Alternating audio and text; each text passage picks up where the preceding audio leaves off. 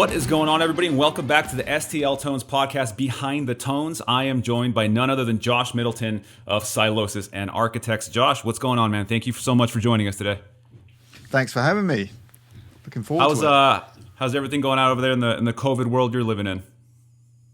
Yeah, it's okay. I can't complain. I have a 1-year-old. Well, my daughter turned one during this whole period back in April, actually, and that was just a bit of an adjustment for me because normally I'm in here working all day or on tour or whatever, and since we couldn't go anywhere, I was like, I really need to focus on dad life and that kind of thing. So that kind of it's great. I've had loads of time with her, which I wouldn't have had before. But it's kind of challenging to keep a 1-year-old entertained when you can't go anywhere or leave the house. But anyway, yeah, it's been great. It's been really good. Yeah, so I can't complain.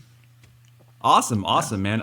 Just kind of to plug this real quick, the reason we're talking to Josh, aside from the fact that he's a great guitar player and he puts out great records, is because he has just recently put out a preset pack with STL Tones, which I have already had the pleasure of working through, and it's absolutely insane, man. If you like high gain tones, this is just like Candyland. Can you talk us through a little bit about how you first of all, 95 presets, good Lord. That's it's pretty. I think that's the biggest preset that I've at least gone through. Can you talk us through a little bit about going through the kind of making those tones? Yeah, it is quite a lot, but I always want to leave no stone unturned. But I do a bit of production. I engineer a lot of the guitars when we do recordings, and I mix the latest Silosis record. So it's kind of an area that I really like, nerding out on. I love guitar tones. I've always been into production. I'm especially a really big fan of producers or engineers like Colin Richardson and Andy Sneap. And I've always I've got to a point now where most of the music that I listen to it for the production. Like, I'll be cooking and my wife will come in the kitchen and be like, "Why are you listening to this? You don't like this band?" I'm like, "No, I know, but it sounds great." So I'm just really into production and stuff, and I always chasing the best possible tone, and I really want to get tones that require little to no processing if I can get there. So I have one of the best things I've got in that regard in recent years is the Dynamount microphone stand, which if any listeners aren't aware, it's kind of a robotic stand that kind of moves on an axis, and you can control it via an app, and you can hone in on the exact microphone placement that you want, and that is it's such a huge part of guitar tones. I think younger players don't really realize that amps are really cool, but most of the tone is going to come from the speaker and the cab and the mic placement. So getting that was really cool, and I'm just always chasing tone. So I just wanted this plug-in for my own benefit, really. I have a home studio, which I'm currently in, which I have amps and cabs, and I'm able to make loads of noise and capture tones, but I don't have a separate live room. So it's annoying for me to have to record myself if I've got an amp in the same room. It just doesn't work. So kind of selfishly, this plug-in is just ideal for me because I can use all my amps and cabs. And I've got every base covered. And thank you for that, because now we can too, man. I as we're speaking, the video hasn't been posted, but by the time they see this, I'm assuming that this is going to be the video that I made for it is actually going to be posted, and it's one of the longest videos that I've made for the Closer Look series that we do, where I just basically go through and show everybody the tones, the raw tones coming out of the guitar. There's no production there. It's just me plugging in and playing, and it was so many to keep going through that it's like 18 minutes long, and that's condensed. That was I was like, at the end of it, I sat there and I just kind of looked at the camera and I was like, look, call me biased, but there's not a bad preset. Obviously there's going to be some presets that are kind of geared a lot more towards, production and mixing and things that don't necessarily sound, pleasing right away. It's going to work more than it's going to sound good. But every one of these presets, whether if it was bottom right position of the speaker or top left, they just sounded great, man. It's so, me and Sonny were just just fangirling over the whole thing through messaging. I was like, dude, this is my favorite pack to come out. I'm a high gain, it's my thing. So it's absolutely amazing. Thank you so much. Yeah, that's I kind of did my own video for it today for my own YouTube channel, and there is a bit of option paralysis when you've got too many options to choose from, which isn't really a bad thing. But yeah, like choosing one side of the speaker to the other side of the speaker, or different speakers in the same cab, can have such a different sound, and they all sound good. And I always just like enjoy having all these tones. So yeah, I definitely want to make sure that there's variety, but not at the expense of variety without like losing the quality control and that kind of thing. So right. Yeah, So I'm talk me glad you're through a into it. little bit. I think, yeah, no, for sure, man. I'm super into it.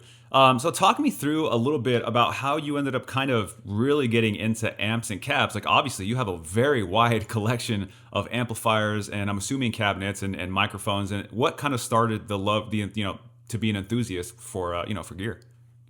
Yeah, I don't know. I guess that must have really kicked in around in the early 2000s when I got my first ever proper amp, which was the PV Triple X. I still have one. It's not the same one, but I just remember just looking on the back of all the albums that I liked the sound of, and just seeing these names, Andy Sneap and Colin Richardson, and just like found out Andy Sneap had a forum. I used to go on there a lot, and yeah, just really get into gear and stuff, and that was really the only place for a lot of players back in the day where like you'd kind of meet other people, into this kind of new heavy production. So even like Misha from Periphery was there, Nolly was on that forum, Ola England was on that forum. Yeah, Ola was on that. Yeah, everyone was on that still forum. reference that forum. I want a time machine, man, so that I can go back and somehow enter it. And I'm assuming I would be a successful something in music today, like you guys are, some sort of producer one way or another, if I could just go back in time and enter that forum at that time, because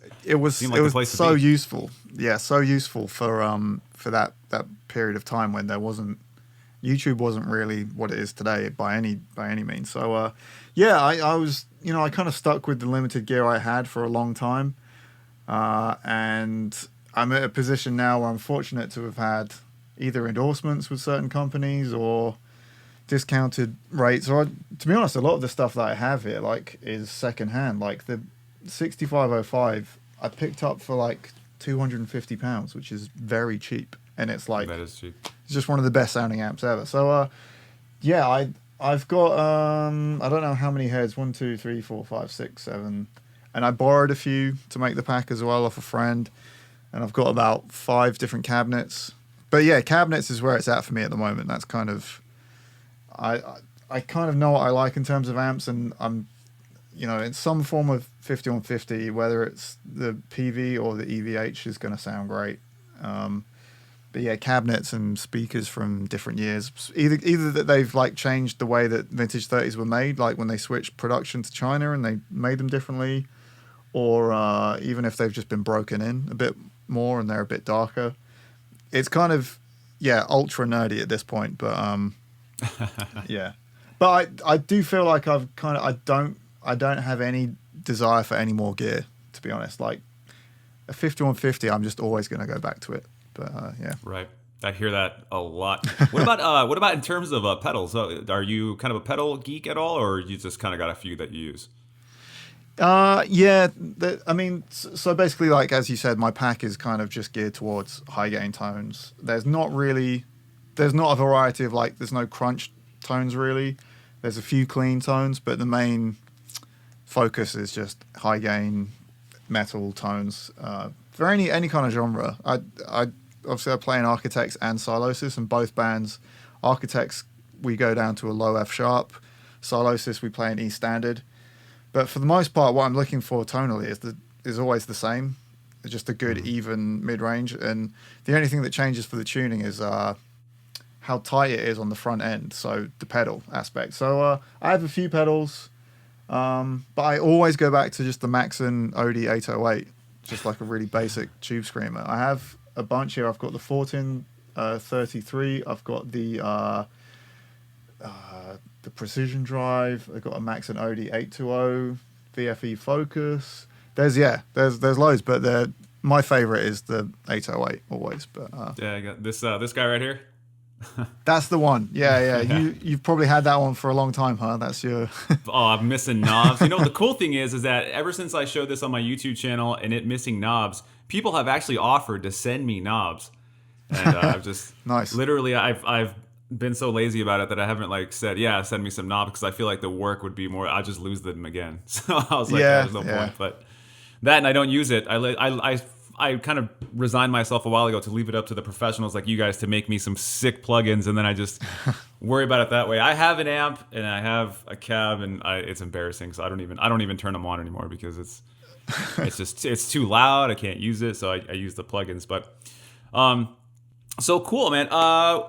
So in terms of like the disconnect between, nobody focuses on cabs anymore, right? Everybody thinks that it's the amp, because it's, amps are just much, more fun. Cooler. It's a sexier thing to focus on, and cabs is just this big heavy box nobody wants to move around. But what's your go-to cab to use? An oversized Mesa 4x12. I've never really enjoyed smaller cabs like 2x12s. They always kind of just sound a bit more boxy or lacking low end. Not that I want like tons of low end, but it just, I don't know. I guess I just have favorite guitar tones that I've always loved on like some of my favorite records, and most of the time it's always going to be an oversized Mesa Boogie cab. I do have a Marshall as well, which has got some vintage 30s and T75s, but it doesn't get as much use. But yeah, like you said, the cabs are just not as fun, but you'd be so surprised at the difference between different cabs. Like, I mean, if you switch out a head through the same cab and the same mic placement, you can get them sounding really similar. But when you switch out a different cab and a different speaker, especially if it's like a Mesa cab versus a Marshall cab, the difference is huge, way more than the amp is in that scenario. So, yeah, like you say, it's nowhere near as interesting, but if you really are kind of chasing tone, paying attention to cabs and speakers is kind of a necessity. I think people are finally starting to kind of get that. I think there's still a big disconnect as far as like the majority of people, but I think because impulse responses are becoming such a big part of plugins, I think they're finally starting to understand that when you switch out that impulse response, it completely changes the tone, as opposed to changing whichever amp you happen to have chosen in that plugin suite. So I think that's definitely helped educate people. So you've kind of garnered this reputation of being the guy who took standard tuning and made it just really heavy, and made people listen to it and not even know that they're listening to a guitar that's in standard. What was kind of the idea behind keeping it all in standard and not drop tuning or going down to C? If I'm honest, we started doing that in 2006, I think, and it was kind of like a knee-jerk reaction to like metalcore was getting. It had already been around for a while, and it kind of was getting a bit boring. And then deathcore was coming in, and you just had these two big waves, and nothing wrong with either genre, but two big waves of genres where like everyone was just emulating the same thing. And I was just like slightly sick of it, even though I still like loads of bands from both genres, and just wanted to separate ourselves from that and just do our own thing. So I just grew up loving And Justice for All, and it was I had guitars with the Floyd Rose, and it was annoying to not be able to play along to that record. So I was just like, you know what, we're just gonna play an E standard, and we're just gonna not play breakdowns anymore. We're just gonna be like a traditional kind of more thrashy band. And I think it helped set us apart in many ways. And yeah, it really makes you focus on the riff, because if you're playing like drop A, you can get away with a riff that tonally might sound a bit crap if it was an E standard. A lot of bands, if they're doing like either chromatic riffs or they're kind of in key but not quite in key, it can sound a bit weird. So it really makes you focus on the riff and think of other ways to be heavy. So it kind of just stuck with us. And more recently, we've switched down in Solosis to D standard, which is probably my preferred tuning, but we're still playing all the old stuff in E, but it was kind of cool to be one of the few bands playing heavy music in standard tuning. But loads of the stuff I grew up listening to, like And Justice for All or Arise by Sepultura, were in standard, and yeah, I love that stuff. Yeah, I'd imagine you guys are standing alone, whether you're playing an E standard or almost anything standard now. Everything's dropped one way or another, right? I mean, everything's drop D, drop C. It's dropped one way, and Yeah. whatever tuning it happens to be. Yeah, no, for sure. I mean, yeah, I can't think of any bands off the top of my head, but in Architects, actually, they had C sharp standard for some songs, which was kind of cool. But the tunings in Architects are crazy. The main tuning we use, which Tom came up with back around 2009, was sorry, you can probably hear my daughter having dinner now. She's screaming. Oh, it's okay. I've got like construction guys here banging away at my house. I have my dog downstairs who's whining because he doesn't want to be alone. It's chaotic here too. Don't worry about it. But yeah, so the weird Architects tunings, there's C sharp standard, and then the low string goes all the way down to a G sharp. So when you play a power chord shape, it's an octave. And then there's another tuning where that G sharp goes down to an F sharp. So the bottom two strings are both F sharp, but they're an octave apart. So that's almost like an 8-string low note, but we're still on a 6-string. So it's wow, it's very weird, and it definitely makes you approach writing riffs in a different way. But that again has given Architects a really distinctive sound, because the G sharp tuning, when you chug just the low two strings open, they have this really weird sound. It's like it's not a power chord. So whenever we chug on that, it just instantly sounds like Architects, because it's like a minor 7 power chord kind of thing. So yeah, that really set Architects apart as well, I think. And obviously I've only been in the band since doing Holy Hell. But yeah, we use all those same tunings. Are you guys using like 27-inch scale guitars, or are you guys just using really thick strings? How are you guys holding those tunings on a 6-string? Yeah, a bit of both. So I have a baritone. I don't really like playing them though, because I just don't like how long they are. I don't like them So either. I have a custom shop ESP which has an Evertune bridge, and it handles it fine as long as you set it up right and you've intonated it. It's just I like digging in hard, and I was finding even on the baritones when I first started playing with Architects, and with like a gauge 72 on the low string, if you pick too hard, it's going to go sharp. So I can set the Evertune up to just not bend and not go sharp, so I can really dig in. But yeah, I'm still on a 25.5-inch scale, which is not ideal, but I've never had tuning problems with it, and I tracked like the record with it. So that's interesting. Yeah. That's super interesting. I have a Solar that has an Evertune bridge on it, and I'll never go back. If I could just somehow magically put those on every one of the guitars that I have, I would. It's just so convenient. Yeah, but again, it's that thing of like, if you want to change the tuning, it's kind of like, oh, I'm stuck. Yeah, it's not going to happen. In a way. I mean, I do it, but it doesn't stay in tune at all. Yeah. So what are you doing now to keep busy musically? Are you mixing records for people? Are you currently recording anything? I know you just released a record in 2020, the beginning of 2020. So what are you doing to kind of keep your musical mind at bay? Yeah, I've been writing a lot, which is something that is just a constant for me. So like whenever, if Architects finish a record or Solosis finish a record, it's never like, okay, so I'll have 6 months off or not write. I'll constantly write all the time.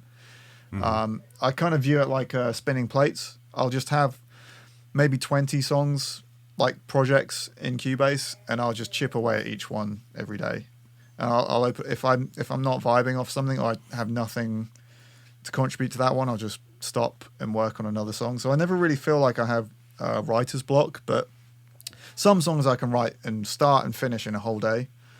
Some songs I can, like, it'll take me months and months and months till I finish them. Or there'll just be one thing that I need to, like, I just need one riff that I can't get or something. So, but yeah, I'm constantly writing. So I've been doing a lot of that. I've been obviously working on this pack during lockdown. I've been making some of my own content for it as well. And yeah, I've been, a few other projects. So very busy the whole time, for sure. Right. Nice. So a question that I just personally have for you, because I kind of experienced the same thing, but it's not with audio recording. It's with, so as a guitar player, right? So obviously we all started playing guitar, and it leads you into other things like amps, cabs, recording, becoming essentially your own recording engineer and producer. Which one do you have a passion for now more? Are you a guitar player or are you a recording engineer? Um, I kind of have moments where I go between the two. I definitely really, really, really enjoy the recording engineer side of things. And mainly just for my own amusement, like just trying to get better at mixing or just trying new tricks or trying different snare samples, that kind of thing. So that's something that I spend a lot more time doing, but I still am finding, yeah, I like practicing guitar. I have a really cool one of those just small Boss Katana Air uh, practice amps with like the wireless thing, and I just use that in my lounge in the evenings, and I'll just run scales and try and work on technique and stuff. So I do still practice, but audio engineering is more exciting to me. I have no like real desire to be like any better than I am at guitar. Not that I'm as good as I could be, but it's not something that I'm really focused on, like showing off and trying to be the fastest or anything. Doesn't appeal to me. Like, I just want to make sure that my solos are interesting and unique and like tasteful. But my focus, I just love audio engineering. And again, like just it's like more of like a hobby as well. Like I do it for other bands and I do it for my own bands, but it's just so much fun. Yeah, I totally feel that because I started. Obviously, I play guitar, and it's kind of what got me into all this stuff. But then I started making videos, and then I started editing videos, and now I really just consider myself a guy that makes videos who happens to also play guitar. And like I only like when I play guitar the most when I have to make a video, because I have to literally, if I could find like a buddy and I'll tell him, hey, listen, I want to practice making this type of a video, so learn a song and we're gonna film like a cover. So if I can get another player in here to either write something or cover something, I don't even want to be in the videos anymore. I just want to focus on shooting, and that's why I can totally identify with starting off as one thing, and I have no desire to get any better at guitar or practice or do anything with that unless it involves filming, right? So I'd imagine sometimes when you're playing, you must be thinking ahead, right? You must be like, oh, this is going to sound good in production, as opposed to, just the sole idea of a riff. Because I think in terms of video, I'm like, how's this going to look when I what's the idea behind the video, the theme for this video? I'm not even thinking about the riff that I'm playing anymore. That, to be honest, that's actually something that I forgot, which goes back to what you asked me earlier about how I got into like production side of things. And to be honest, the real answer that I actually forgot is that I got into production because like back in, I don't know, when we started doing demos and stuff, first off I had a 4-track that I just used to record, but local studios, so there wasn't anywhere locally or anywhere that we could afford to make a good sounding metal demo. So I'd rather try and figure out for myself. So the first 2 Solosis EPs that we did, which were just demos initially, but then we released them, was just me learning as I go, just like, well, I could either spend some money on some equipment for myself and just, I know what I'm after, even if I'm not going to nail it, or we can give that money to someone else and we'll only be in the studio for like 2 days with the money that we have, and it'll sound terrible. Because, a huge part of production and making stuff sound good is the playing has to sound good. Because if you have the best tones, it doesn't matter. Because if your playing isn't, great, then the whole thing suffers. So, I kind of got into production as a necessity because I didn't trust anyone else. I mean, there was no one else locally that we could afford that could get us to sound good. If you want to send out a demo to a label, you want it to sound really good. And then, I just want my demos to sound great. So when I present something to the rest of the band, they can get excited by it. Because if you just come to the practice room with a riff, just like, and you just go, oh, check this riff out, everyone can be like, no, that sucks. And then be like, wait, but just listen to it in context. When it comes in out of this transition with this drum part underneath it, and like with hopefully something that resembles decent production, like hopefully like that'll get the band excited about it. So that's kind of how I got into it, really.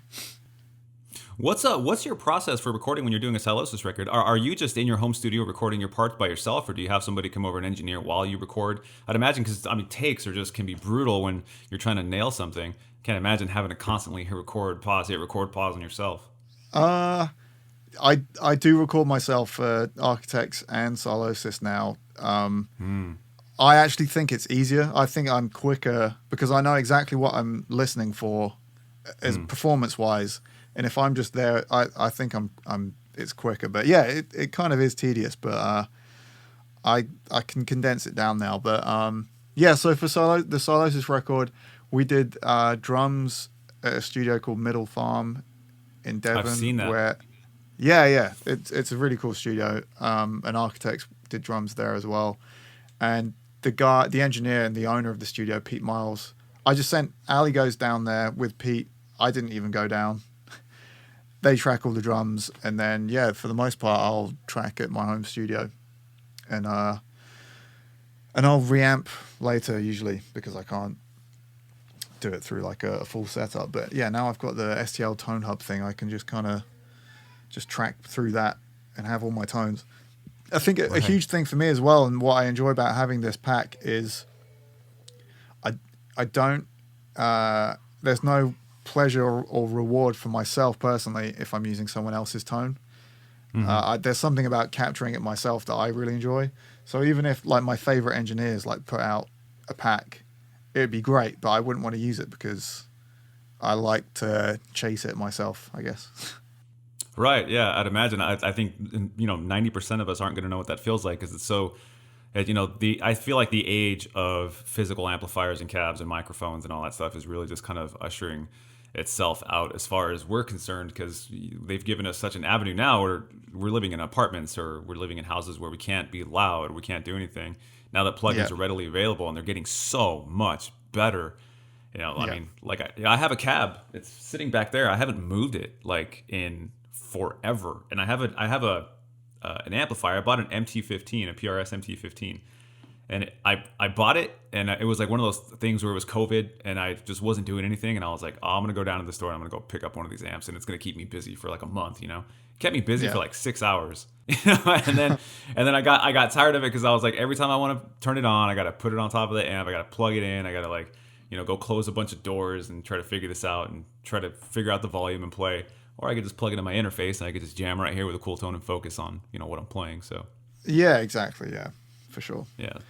And it is great to have, like, having a really good tone is also, especially one that you can get so easily accessible, like through a plugin, is definitely more inspiring when you're writing, because if it feels really good and sounds good, it's so much more inspiring to like come up with ideas if you're really enjoying the tone. Whereas if you have something that kind of just is okay and doesn't make you feel like inspired and energized, then your writing can kind of suffer for it, at least for me. When you want to sit down and just play, when you're just like not recording anything or you're not necessarily writing, when you're just going to play for the sake of playing, what do you plug into?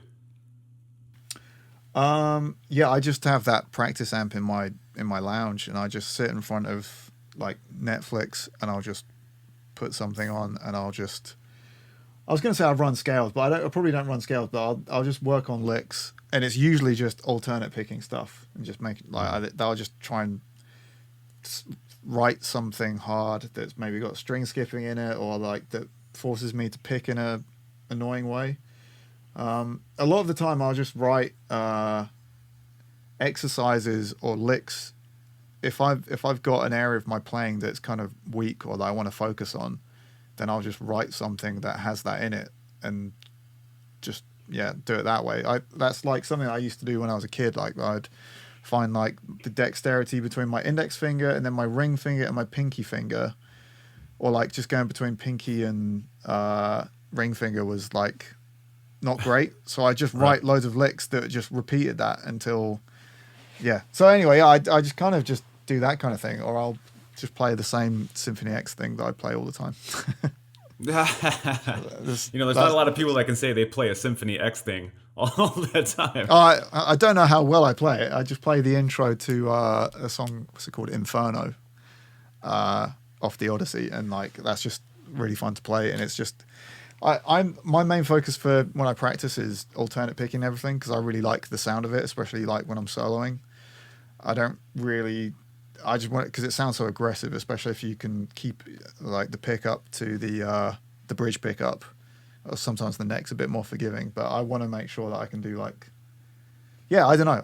So much alternate picking in our music in terms of like riffing and that kind of stuff, and sometimes riff technique and lead technique kind of the lines are a bit blurred because some of our riffs are kind of, I mean, if they're on the high strings, it would be like a lead thing. So Right. they both help each other out.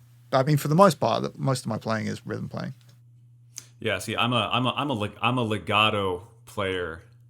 So I don't do that alternate picking thing that you're talking about. I don't know what that stuff is. I mean, to be honest, the one for me is hybrid picking that I see people doing or economy picking, and I'm terrible at them. So I just haven't bothered. I just know that I like the sound of alternate picking, and there are players that can do crazy legato, legato or economy picking or the hybrid stuff, and I can't do that at all. So everyone has Yeah, their own little lane.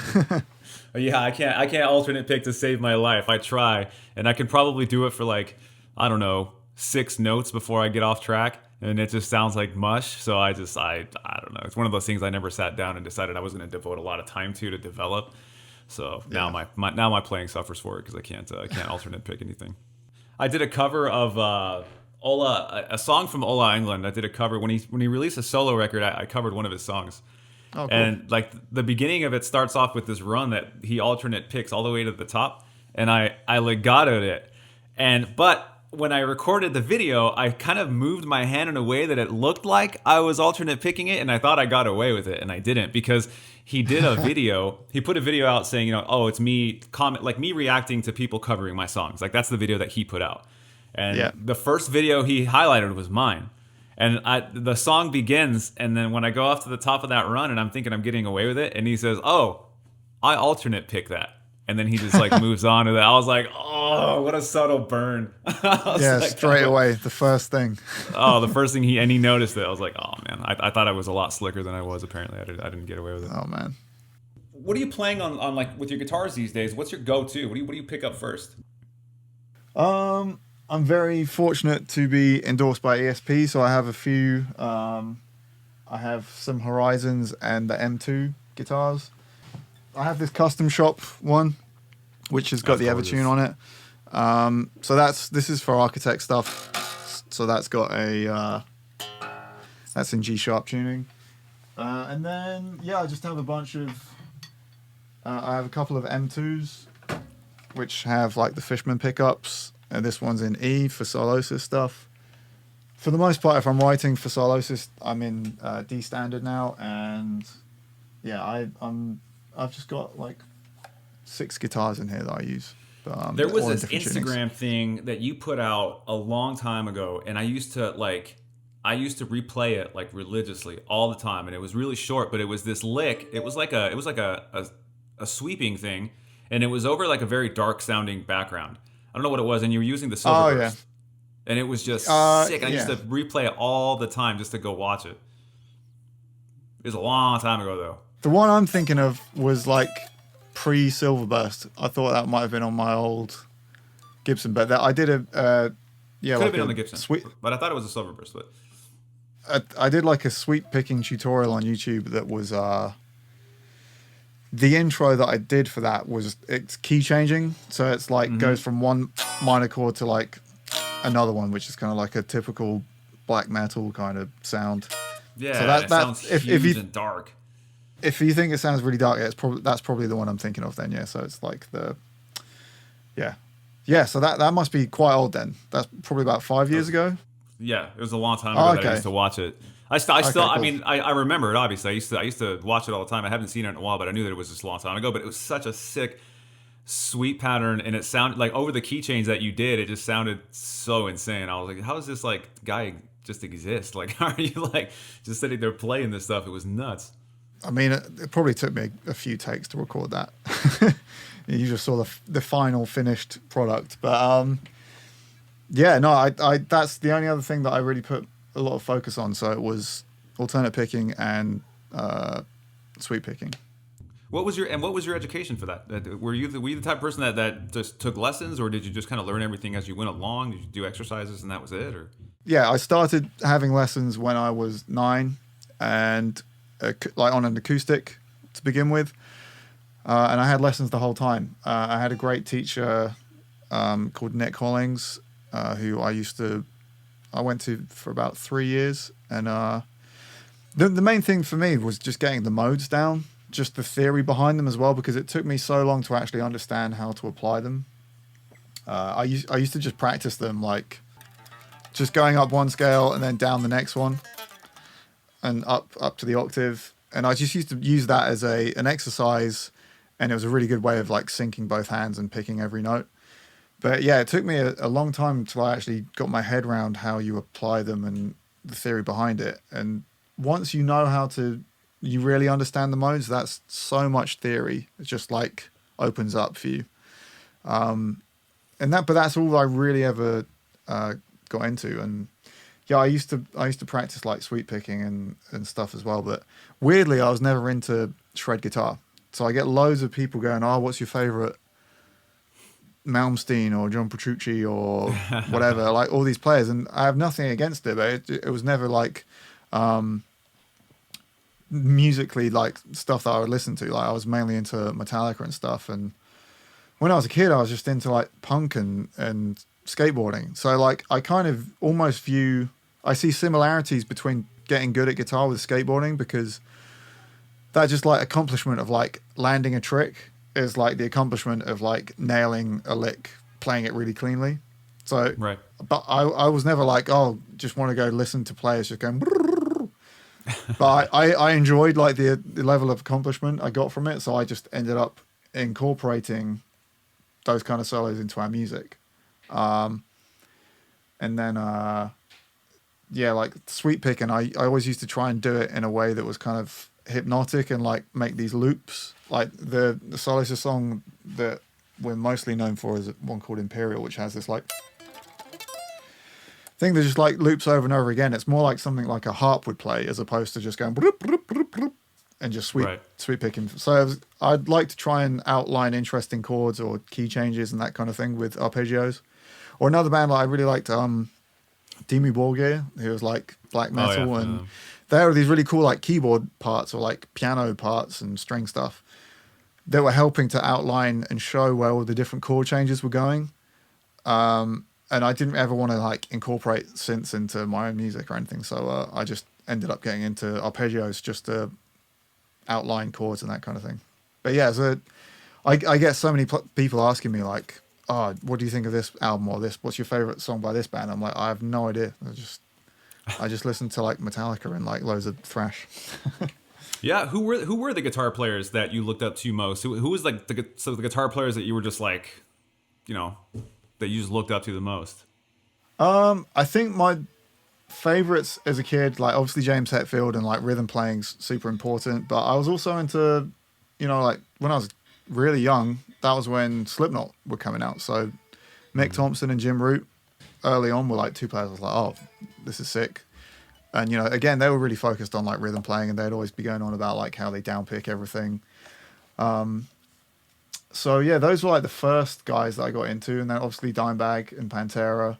And the only like foray into like shreddy guitar I got was like my friend had this one Symphony X album, The Odyssey, and that's like the only one that I ever like listened to. But when I heard that, I was like, oh cool, I'll check this guy out, and like he's an amazing player. I love his playing, but that's like as shreddy as I got, really. I mean, like he's a super shredder though. Like he's like one of the best in the world. But yeah, for the most part, most of the music that I listen to is like, you can probably see I'm going the wrong way. That's what I keep doing.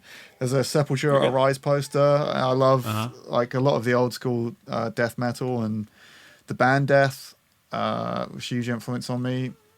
Having said that, the whole time, especially when Solosis was breaking through, we're like really just trying to like hone in on that metallic, straight ahead metal thing. And there's kind of like especially back in the day, like metal fans didn't want anything metalcore. Like if you were metalcore, like to a metal elitist guy, they'd be like, no, I'm not having this. So I'd actually kept that side of my my influences quiet, because I also grew up loving Hatebreed and Poison the Well or Thrice or Deftones or whoever, like loads of bands, or even like Jimmy Eat World. I listen to so much music. So yeah, I like a lot of hardcore and stuff. But yeah, thrash was something that I really got into. Like thrash and death metal were like the two, like the first like subgenres that I really like honed in on. And obviously when you're a kid and like you can get these Cannibal Corpse albums with like crazy front covers and like all this like Morbid Angel stuff, it's kind of like a rebellious thing, I guess. But yeah, I got into those. I remember the age of CDs when we'd have to go somewhere to go buy them, and you'd judge it if you hadn't heard of the band yet. We didn't have the internet, so you judge it by the cover of it and how crazy it looked. Oh, this has got to be dope, right? Because it's got all this stuff on the cover. Yeah. I'm gonna listen to this. Exactly. Yeah. The good old days. Miss those things. Well, dude, thank you so much for joining me, man. I'm gonna let you get back to what you got going on over there. I appreciate you taking the time to talk to us again. If you guys are watching this now, his preset pack is live at stltones.com. I promise you, if you're into high gain tones, you are in for something very, very special. I highly suggest you guys go and check that out. Josh, thank you so much for joining us today. Thank you so much for having me, man.